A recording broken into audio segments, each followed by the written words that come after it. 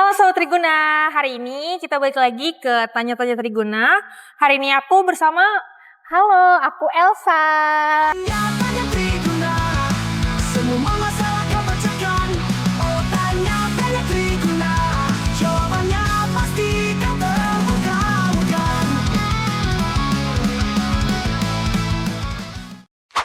Langsung ke pertanyaan pertama ya Kak. Boleh. Aku mau nanya bagaimana alur pembayarannya jika saya membeli forklift di Triguna. Oh, jadi teman-teman untuk pembelian forklift di Triguna alurnya ini ada 3. Yang pertama itu bisa DP dulu 30% atau 20% atau 10% tergantung kesepakatan nanti dengan sales kita. Sisanya CAD atau cash after delivery setelah unit dikirim langsung pelunasan. Yang kedua, ada bisa juga untuk tempo 30 hari, tapi tetap DP 30% atau 20% atau 10% balik lagi tergantung dengan kesepakatannya dengan sales nantinya.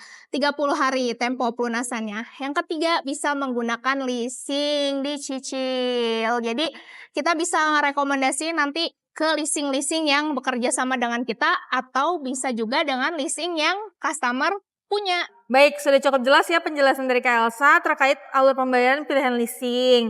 Nah, aku lanjut pertanyaan kedua ya. Bagaimana kebijakan perusahaan terkait kenaikan harga jika saya memesan forklift sekarang, tapi menginginkan pengirimannya di 3 bulan kemudian? Itu bisa banget. Itu bisa biasanya tuh kalau misalkan menginginkan pengiriman 3 bulan kemudian itu ada salah satu faktornya. Salah satunya adalah unitnya inden atau nggak ready. Tapi kalau untuk pengiriman di 3 bulan sebelumnya bisa. Harganya tidak ada kenaikan dengan syarat kita sudah mengunci harga dengan batas maksimal 30-40 hari. Jadi walaupun dikirimnya 3 bulan, nanti harganya akan tetap sesuai dengan PO yang sudah terbit. Oke. Jadi pengunciannya itu hanya berlaku selama 30-40 hari. 30-40 hari. Berapa perkiraan kenaikan yang biasanya terjadi sih Mbak? Biasanya itu kenaikannya itu sekitar 2% sampai 5%. Nggak banyak-banyak. Oke, kita lanjut ke pertanyaan ketiga. Apakah ada biaya penalti jika saya memutuskan untuk pengembalian forklift setelah pembelian? Untuk pengembalian forklift ini kita mempunyai kebijakan yang sangat ketat ya teman-teman terhadap pembelian produk kita. Terutama itu untuk forklift dan genset, alat berat.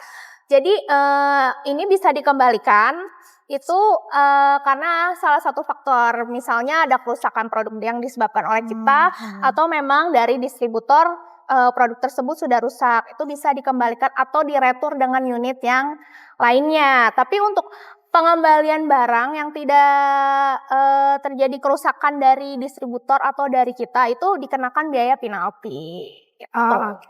Tapi kalau untuk pelaporan masa kerusakannya ada batas waktu tertentu nggak? Kalau untuk pelaporan masa kerusakannya ini selama masa garansi atau waranti yang kita berikan itu masih bisa. Jadi misalkan hari ini ada rusak, nggak apa-apa, itu bisa langsung aja laporan ke kita untuk melaporkan kerusakannya apa nih supaya kita bisa tindak lanjuti selanjutnya.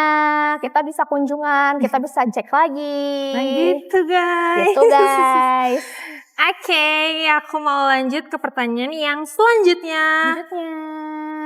Apakah saya bisa membeli forklift dengan opsi cicilan per bulan, Kak? Oh, bisa banget. Itu dia. Tadi kan aku udah bilang ya di yang pertama banget itu kita bisa forklift untuk cicilan. Nah, itu bisa nanti kita rekomendasikan menggunakan leasing. Kita banyak juga bekerja sama dengan leasing-leasing yang mengcover untuk pembelian forklift. Atau bisa juga kalau misalkan teman-teman punya rekomendasi leasing sendiri atau yang sudah biasa mengcover perusahaan teman-teman bisa juga masuk ke kita. Jadi nggak mesti harus dari kita, tapi kita mengcover untuk pembelian menggunakan leasing. Biasanya kalau leasing itu kan cicilan gitu. Berarti bisa ya Kak? Bisa tapi kalau banget. untuk proses tinjauannya bagaimana dan kira-kira membutuhkan waktu berapa lama? Kalau untuk proses tinjauannya itu biasanya nggak terlalu lama ya, 1 minggu sampai 2 minggu atau paling lama 1 bulan. Kalau misalkan dokumennya itu udah lengkap semua, biasanya itu cepat banget di approve-nya guys sama leasing. Tapi kalau misalkan ada kendala lain itu bisa mundur sampai lama biasanya, tergantung kelengkapan dokumen yang teman-teman kasih ke leasingnya. Oke, berarti tergantung dokumennya ya Kak? Kalau memang sudah lengkap langsung bisa? Langsung bisa di approve, nggak pakai lama. Oke, kita lanjut ke pertanyaan terakhir.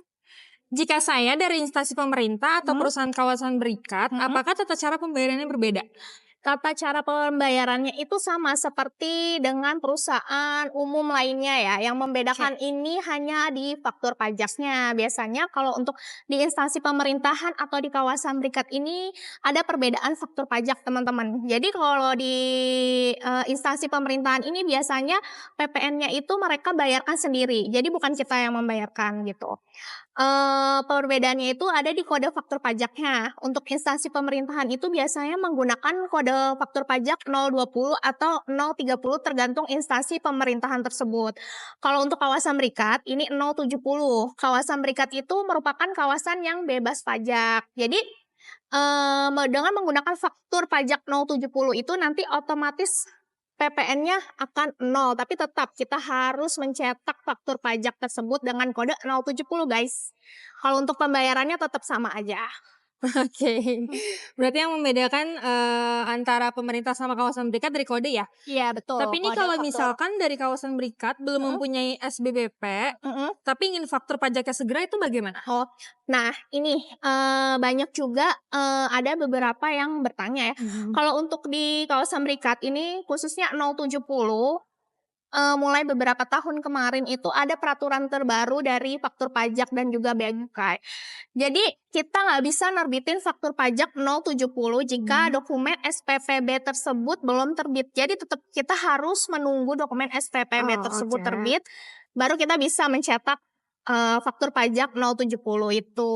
Soalnya kita ada nge-link juga, ada nomor dokumen yang harus kita masukin, nomor dokumen dari nomor dokumen SPPB itu, baru bisa di-upload. Kalau nggak ada, reject faktur pajaknya nggak bisa menyusul. Jadi jangan ragu kalau beli forklift gimana? Triguna aja. Triguna aja. Sekian dari aku dan Elsa. bye-bye. Dadah.